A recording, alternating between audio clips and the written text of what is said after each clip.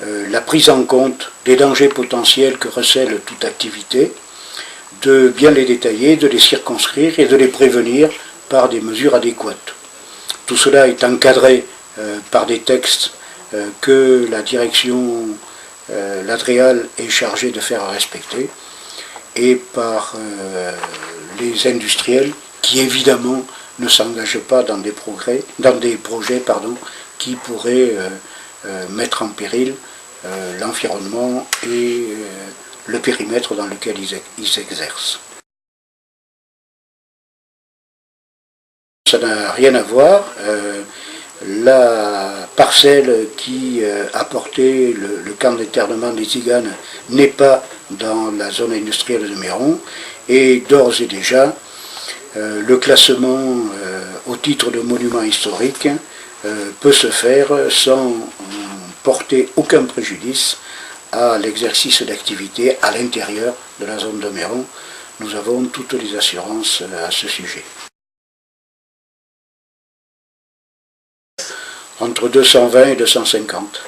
Entre 220 et 250 pour effectivement 5 projets, par développement n'étant que l'un d'entre eux.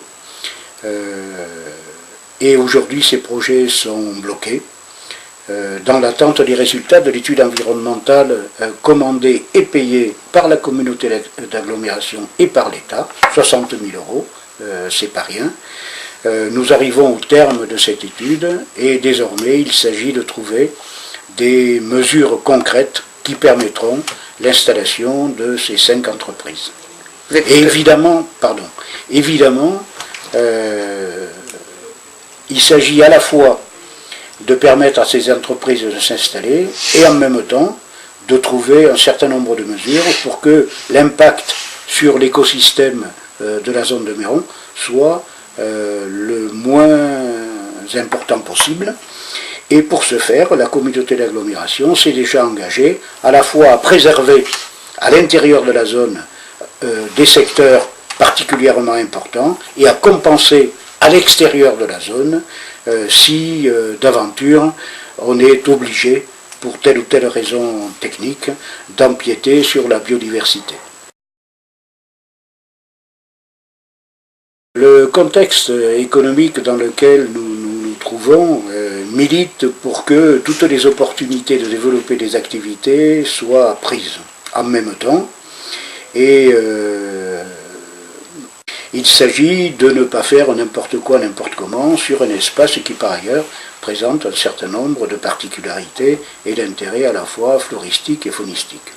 Mais je rappelle que c'est moi qui en 1998 est le premier demandé que soit réalisée une étude d'ensemble sur cet espace pour qu'on puisse adapter son développement aux exigences environnementales.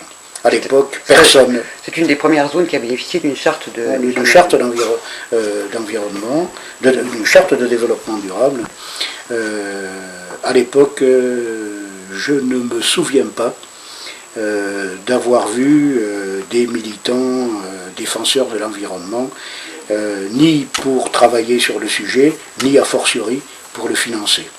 Je suis optimiste parce que, à la fois, la volonté de réaliser les choses est forte, l'exigence scientifique est elle aussi très forte, mais comme me le disait récemment lors d'une réunion un responsable local de haut niveau, parmi toutes les espèces protégées, il y en a une qu'on oublie trop souvent, c'est celle des jeunes hommes et des jeunes femmes à la recherche d'un emploi.